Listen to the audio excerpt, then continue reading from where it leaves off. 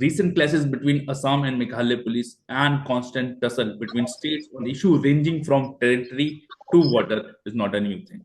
And welcome to another session of AB Discuss with Maddie, presented to you by Alpha Ace Academy. Discuss the issue of the interstate problems or interstate disputes. We have with us Madhav Patro, the founder of Alpha Ace Academy. Good morning, Madhav. It's a very cold Good morning out, morning, Avi. but you won't feel it because you are from a you know coastal area, so you can't feel the cold. That's I feel bad for you guys. It's very cold out here. In fact, तो Yeah, Madhav, आज हम बात कर रहे हैं interstate disputes के बारे में. टेरिटोरियल इश्यूज रहते हैं, वाटर डिस्प्यूट्स रहते हैं. कॉन्स्टिट्यूशनल प्रोविजंस में एम्बिग्यूटी है कि सुप्रीम कोर्ट डिसाइड कर सकता है या नहीं कर सकता है. आपको स्टोरी सुनाऊंगा आगे चल के, है ना. और सुप्रीम कोर्ट को खुद अपने जुरिडिक्शन पे शक है कि हम क्या डिसाइड करें क्या ना करें. अनक्लियर सी डिमार्केशन है कि लेजिस्लेचर क्या कर सकता है और जुडिशरी क्या कर सकती है. तो स्टार्टिंग फ्रॉम की इंटरस्टेट डिस्प्यूट क्यों आते हैं? देखिए अभी जो इंटरस्टेट डिस्प्यूट्स और जनरल वे में हमें समझना है, the boundaries are intellectual creations. मतलब जो बाउंड्रीज है वो माइंड पे होता है क्रिएशंस. जब ये इंटेलेक्चुअल क्रिएशंस होते हैं तो डिफरेंसेस जो होते हैं वो मतलब आने का है, मतलब चांसेस है, 99% चांसेस होती है कि आपका जब डिफरेंसेस आने का संभावना बढ़ जाती है. तो इसीलिए ही ये interstate disputes geographical, water related, ethnic related, linguistic related, ये सब आते रहते हैं. क्योंकि इंडिया में इतनी डाइवर्सिटी है, geographical diversity, political diversity, climatic diversity है, एथनिक डाइवर्सिटी है. तो ये डिस्प्यूट्स कोई बड़ी बात नहीं है, ये कॉमन है. लेकिन इम्पोर्टेंट ये है कि उसकी रिजोल्यूशन कैसे करें हम. बिल्कुल. इनफैक्ट अगर माधव आप हमें थोड़ा सा हिस्टोरिकल पर्सपेक्टिव दे सकें इंटरस्टेट डिस्प्यूट्स का, कि हिस्टोरिकली क्या प्रॉब्लम रही है, कैसे चीजें रही हैं, थोड़े एग्जांपल्स के साथ अगर आप हमें ब्रीफ कर सकें. हिस्टोरिकली हमें देखिए, जैसे नॉर्थ ईस्ट में हो गया है, जैसे अभी अभी दो प्लेसेस पे ज्यादा जो हमें न्यूज में सुन रहे हैं कि एक कर्नाटका का, महाराष्ट्र का, जी. एक नॉर्थ ईस्ट का, असम और मेघालय का. जी. ये दोनों में डिफरेंस है, लेकिन दोनों भी हिस्टोरिकली बाय प्रोडक्ट्स है. जो हिस्टोरिकल रॉन्ग्स बोल सकते हो, ना तो हिस्टोरिकल एवोल्यूशन का बाय प्रोडक्ट्स है. जी. फॉर जी. जी. एग्जांपल असम का, मेघालय का जो है वो एथनिक बेस्ड है. जो जी. बाउंड्रीज में जो सेम एथनिक्स का जी. डिफरेंट डिफरेंट में स्टेट्स में रहते हैं, जी. तो जी. वो बोलते हैं कि इसमें इंक्लूड कर दो, वो बोलते हैं कि इसमें इंक्लूड कर दो. जी. जी. और जी. ये जो कर्नाटका का, जो महाराष्ट्र का है, ये जी. लिंग्विस्टिक है. मराठा जी. और कन्नड़ा स्पीकिंग वाले का ये जी. लिंग्विस्टिक है. जी. तो हमें हिस्टोरिकल पर्सपेक्टिव में, जो आज का जो हमारी स्पेसिफिक टॉपिक है, कर्नाटका का, महाराष्ट्र का, तो हम इसके लिए जा सकते हैं कि कॉलोनियल गवर्नमेंट के पास.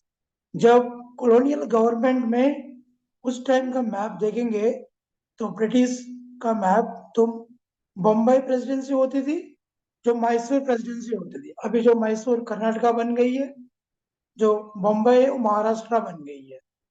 तो उस टाइम पे क्या हुआ था कि जो बेलगांव, कोल्हापुर, सोलापुर, कुछ कुछ एरियाज का, सांगली, ये जो कुछ कुछ एरियाज का जो डिस्ट्रिक्ट का जो थे, उधर क्या ना, बायलिंगुअल पीपल थे.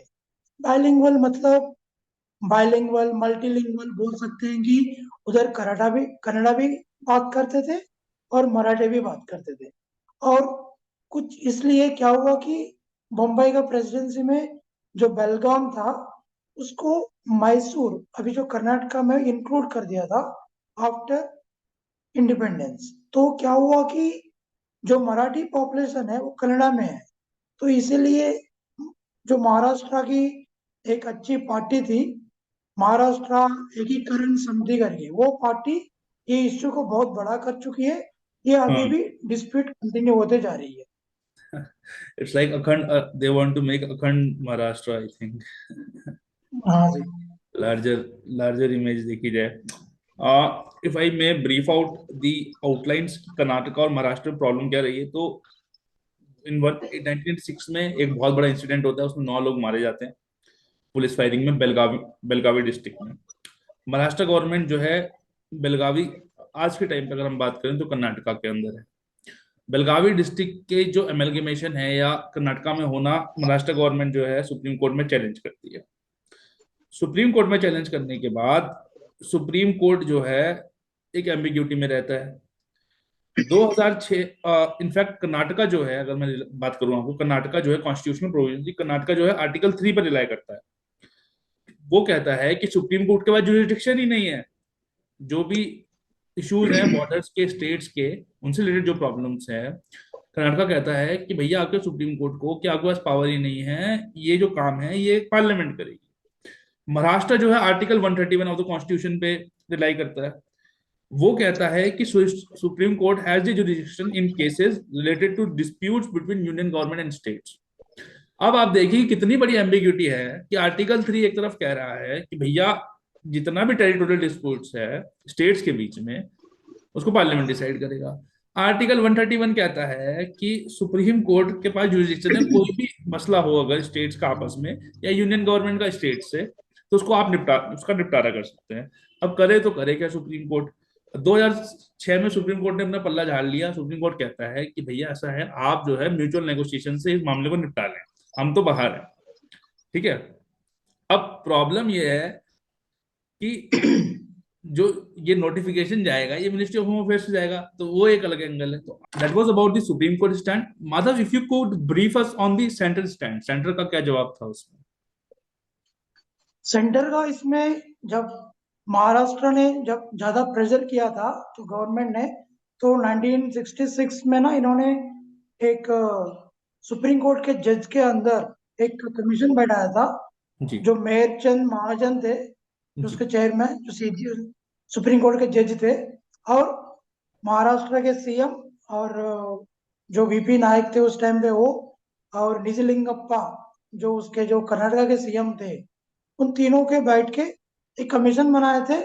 तो उसमें उन्होंने कुछ रिकमेंड किए थे। 264 विलेजेस फ्रॉम द महाराष्ट्र को, सॉरी, कर्नाटका से महाराष्ट्र को इंक्लूड करना चाहिए, और 247 विलेजेस फ्रॉम द महाराष्ट्र से कर्नाटका को इंक्लूड करना चाहिए। तो ये रिपोर्ट 1970 में मेरे ख्याल से पार्लियामेंट में प्लेस हुआ था, लेकिन पार्लियामेंट में कोई डिस्कशन नहीं किया था, क्योंकि ये डिस्प्यूट डील करना मुश्किल था। तो उसके बाद 2004 में सुप्रीम कोर्ट पे महाराष्ट्र गई थी। जी तो आपको पता है कि जो 2016 में एक जी म्यूचुअल जी। वो तो करने के ओवरव्यू, लिए वो उन्होंने बोले ओवरव्यू थे। तो हमने दे ही दिया है पहले आपको, जो जुडिशियल वाला ओवरव्यू दिया है हमने पहले, वो इसी से रिलेटेड था। या आप समझिए कि कॉम्प्लेक्स कितना इशू है। आपने बात की महाराष्ट्र और कर्नाटका की और नॉर्थ ईस्ट की। प्रॉब्लम टेरिटोरियल ही है दोनों जगह। आज हम वाटर डिस्प्यूट्स की बात नहीं कर रहे, क्योंकि वाटर डिस्प्यूट की बात करेंगे तो वाटर तो एक ऐसी चीज है जो अथा स्टेट से पास होता है। मतलब एक नदी है जो 4-4, 5-5 स्टेट से पास हो रही है, उन पांचों के आपस में डिस्प्यूट है। बट अगर हम दो दो स्टेट्स की बात करें तो महाराष्ट्र और कर्नाटका के बाद नॉर्थ ईस्ट में क्या प्रॉब्लम है, यहाँ पे जो है थोड़ा सा लिंग्विस्टिक प्रॉब्लम है। बेसिस जो है प्रॉब्लम का वो लिंग्विस्टिक है, भाषा है। नॉर्थ ईस्ट में जो प्रॉब्लम आती है, आपने जैसे सही कहा था, शायद पिछली बार आपने कहा था कि नॉर्थ ईस्ट की जो प्रॉब्लम है वो एथनिक है, वहां पे भी लोग मारे गए। तो मुझे लगता है कि समय आ चुका है कि भैया ये जो एक कॉन्स्टिट्यूशनल एम्बिग्यूटी है उसे दूर किया जाए, जुडिडिक्शन प्रॉपर करा जाए। और उसको तय करना बहुत आसान नहीं होगा माधव, क्योंकि जुडिशरी जो हाँ है के पास, आज तो आर्टिकल 131 की बात हो रही है, जैसे ही कुछ होगा जुडिशरी के पास एक ब्रह्मास्त्र है जिसे आर्टिकल 142 बोलते हैं। उसके उसके अंडर वो कुछ भी, उसके under they can they can even वो जो है अर्थ का रोटेशन उल्टा भी कर सकते हैं उस आर्टिकल के अंदर। ठीक है। तो और कॉन्स्टिट्यूशन प्रोविजंस की बात करूं तो article 1, 2 and 3 are related to the various things. Madhav, what is the solution ahead? हमें देखो, इसकी सॉल्यूशन जानने के लिए हमें इसका हिस्ट्री समझना पड़ेगा, जी कि जैसे कॉन्स्टिट्यूशन असेंबली का डिबेट्स, उसके बाद हम्म इनका क्या हुआ है, हम्म कि जब कॉन्स्टिट्यूशन असेंबली में जब डिबेट हो रहा था, तो हम्म एक क्वेश्चन आया था कि जो कांग्रेस का जो नागपुर सेशन था उसमें क्या हुआ था कि इन्होंने लिंग्विस्टिक बेस्ड प्रोविंसेस बनाने का एक आइडिया रखा था, क्योंकि नेशनल इंटीग्रिटी को थोड़ा स्ट्रेंथन करने के लिए और पॉलिटिकल मूवमेंट को बढ़ाने के लिए। लेकिन कॉन्स्टिट्यूएंट असेंबली में ये डिबेट हुआ था कि अभी इतना लिंग्विस्टिक बेस में हम डिवाइड करेंगे तो ये जो इंडिया पाकिस्तान का जो पार्टीशन है मे बी ये तो रिफ्लेक्ट होगा थ्रू आउट द इंडिया। ठीक है, मतलब ये फिर लिंग्विस्टिक और रिलीजन चला जाएगा, फिर कास्ट आ जाएगा, एथनिज्म आ जाएगा, तो ये बहुत कॉम्प्लिकेटेड हो जाएगा। तो इसीलिए इन्होंने क्या किया कि 1947 में जब 550 प्रिंसली स्टेट्स तो इंडिया में ज्वाइन हुए थे, तो इन्होंने क्या किया कि 1950 में जब कॉन्स्टिट्यूशन बनने के टाइम इन्होंने क्या किया कि 4 ग्रुप में डिवाइड कर दिया था, ए बी सी डी में डिवाइड कर दिया था। तो उसके बाद क्या हुआ कि 1948 में तो इनका एसके दार कमेटी बनी थी। तो उसके बाद एक 1949 में जेवीपी कमेटी बनी थी, जवाहरलाल नेहरू, वल्लभ भाई पटेल जी और पट्टाभी सीतारामन। हाँ, तो ये 2 कमिटी ने ना लिंग्विस्टिक बेस्ड स्टेट को बनाने में रिजेक्ट मना कर कर दिया था। देगा। हाँ, कि भाई आप जो है स्टेट जो है लैंग्वेज के बेसिस पे ना बनाएं, क्योंकि प्रॉब्लम बहुत है यहाँ पे, तो लैंग्वेजेस भी बहुत ज्यादा है। और उसमें क्या हुआ था कि जब भी ये एसके दार कमिटी में और जेवीपी कमिटी में एक डिफरेंसेस था। दोनों लिंग्विस्टिक स्टेट को रिजेक्ट किए थे, लेकिन जेवीपी कमिटी ने बोले थे कि हम जब पब्लिक का डिमांड होगा तो इसके बारे में सोचेंगे, states organised based on the linguistic. In fact मैं तो हाँ जी, मैं महाराष्ट्र और कर्नाटक का एग्जांपल दे रहा था। इनफैक्ट सुप्रीम कोर्ट ने भी उसमें भी रीट्रेट किया कि भैया आप जो है ये जो लैंग्वेज पे रिऑर्गेनाइजेशन करते हैं ये कोई बहुत अच्छा फॉर्मूला नहीं है, it may lead to more problem. या मान लो या सही बोले आप। तो उसके बाद क्या हुआ कि 1953 में इसका जो लिंग्विस्टिक जो प्रोटेस्ट था वो ज्यादा बढ़ गया था मद्रास स्टेट में। राइट। दो उसके टाइम के एक फेमस लीडर थे, उनके लोकल लीडर पोट्टी श्रीरामुलु करके लीडर थे। जी। उन्होंने 56 डेज 58 डेज मेरे ख्याल से उन्होंने फास्टिंग किया था, उनकी डेथ हो गई थी। कि वो डिमांड कर रहे थे कि तेलुगु स्पीकिंग जो लैंग्वेज होती है वो मद्रास से सेपरेट किया जाए, जो अभी आंध्रा तेलंगाना है। तो उसके बाद जब पब्लिक डिमांड बढ़ने लगा तो इसने गवर्नमेंट ने क्या किया कि एक आंध्रा को सेपरेट स्टेट बना दिया था। जो आंध्रा प्रदेश, जो पहले आंध्र प्रदेश थी, वो इंडिया का फर्स्ट लिंग्विस्टिक स्टेट था। बिल्कुल उसके बाद इसका डिमांड बढ़ने लगा कि जो बम्बई प्रेसिडेंसी, मैसूर प्रेसिडेंसी, सबसे जब गुजराती वाले अलग चाहते थे, ये डिमांड बढ़ने लगा। तो 1953 में गवर्नमेंट ने क्या किया था कि फाइजल अली करके एक कमीशन बैठाया था, जो हम नॉर्मली जानते हैं कि स्टेट और रीऑर्गेनाइजेशन कमेटी के जानते हैं हम लोग। तो उसमें 1953 में उसने क्या किया था कि एक सजेशन किया था कि 16 स्टेट्स बनाइए आप लिंग्विस्टिक बेस, जो मेजरली मतलब इंडिया को डिवाइड कीजिए इस बेस में स्टेट्स में। तो गवर्नमेंट ने उसको माना नहीं था, कि उन्होंने बोले थे कि ठीक है हम उसका 14 स्टेट्स बनाते हैं, बाकी को यूटीज बनाते हैं। और वो धीरे धीरे जो आर्टिकल 1, 2, 3 को बेस में ये जो गवर्नमेंट ने धीरे धीरे इसका 28 स्टेट्स बन चुका है अभी। तो ये हमारी लिंग्विस्टिक बेस स्टेट बनने का हिस्ट्री है। तो अभी आप जो बात कर रहे हैं कि कर्नाटक का, महाराष्ट्र का, उसी का बाय प्रोडक्ट है। जो डिवीजन का सही से डिवीजन नहीं हुआ है, सही से फ्यूजन करना बहुत मुश्किल होता है। मुश्किल है, जैसे हम मुश्किल लोग है। एरिया, उसका एक रीजन है, क्योंकि जो बॉर्डर कहीं पे भी आप जाएंगे, जो बॉर्डर एरियाज होंगे, आप नेशनल छोड़िए, आप इंटरनेशनल बाउंड्रीज ले लीजिए, आप इंडिया पाकिस्तान की बाउंड्री ले लीजिए, पंजाब की जो बॉर्डर है, अब पंजाब इधर भी है, पंजाब उधर भी है, same Punjabi speaking people, same language, same culture, same food, same ideas, same lifestyle. How will you differentiate it? Just because somebody put up a line on the map does not, divide people. You can always physically divide people, but you cannot divide the hearts of the people. And यही problem state के साथ है। आप वो border areas कैसे काटेंगे, क्योंकि वहां तो मिक्स है ना। वहां तो कुछ गांव ऐसे होंगे जहां कुछ लोग मराठी होंगे या मराठी स्पीकिंग पीपल होंगे, कुछ कन्नड़ स्पीकिंग पीपल होंगे, and they were good to go, they were living happily for years. But then, you put a Kannada speaking guy into Maharashtra or a Marathi speaking guy into Kannada, that's where the problem comes. क्योंकि uniformity नहीं है, सरकार बांटने को बांट ले, but uniformity नहीं है. सो आई थिंक इट्स ऑल्सो अस कि हमें भी जो है समझना चाहिए, एक डेमोक्रेटिक कंट्री है, डेमोक्रेटिक स्पेस में लोगों के आइडियाज और उनके विचारों और उनकी स्पीच को या उनकी लैंग्वेज को मुझे जगह होनी चाहिए. देखिए, ये तो एक कॉन्सेप्ट होता है एंथ्रोपोलॉजी में, आपको समझाऊं मैं. एथनोसेंट्रिज्म, एथनोसेंट्रिज्म बहुत ही वर्स्ट फॉर्म है.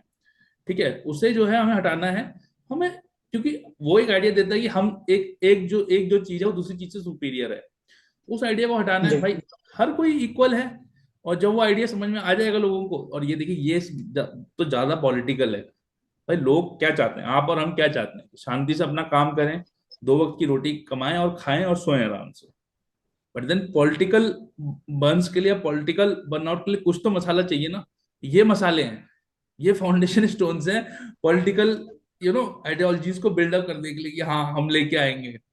देखिए, आपको भी पता है, हमें भी पता है कि बहुत सारी चीजें नहीं की हो सकती. पर देन एक आइडिया चलता रहता है. अब चीन बोलता है कि हम भाई अखंड चीन बनाएंगे. ठीक है, तो उनका सीपीईसी फेल हो जाता है. ठीक है, India one belt one road में पार्टिसिपेट नहीं करता है. आज के टाइम पे उनके चने चप चप गए हैं. ठीक है, तो कहने से कुछ नहीं होता है, आपको जो है चीजें प्रैक्टिकली भी सोचनी एक्चुअली पड़ती है. और लोगों को भी इस डेमोक्रेसी में मैच्योर होना पड़ेगा कि समझने के लिए कि भैया बहुत India in every terms is a very diverse country. And if you see, you and I come from a mountainous background. मेरी लैंग्वेज अलग है, मेरा खाना अलग है, मेरा लाइफस्टाइल अलग है.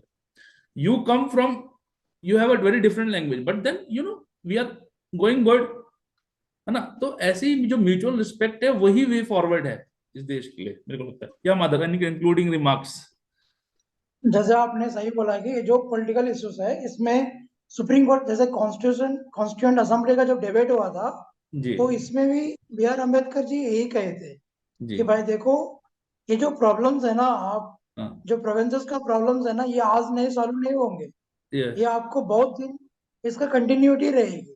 हाँ. क्योंकि कितनी मतलब एम्बिग्यूटी होती है इसमें, डिवाइड करना बहुत मुश्किल होता है हम्म. डिस्प्यूट को. फॉर एग्जांपल देखिए आप, जैसे आपने अर्लियरली मेंशन किया था, हाँ. जो आर्टिकल 131 है जी. कॉन्स्टिट्यूशन का, जी. एक्चुअली ये जो कॉन्स्टिट्यूशन का आर्टिकल 131 है, जी. ये 1935 एक्ट सेक्शन 204 से सुन. 204 से लिया गया था. गवर्नमेंट ऑफ इंडिया तो एक्ट उस टाइम, 1935 सेक्शन. इनफैक्ट, हाँ, हाँ. हाँ, वहां भी आर्टिकल ही हो. जो हाँ, वहाँ वहाँ ये सेक्शन रहा होगा.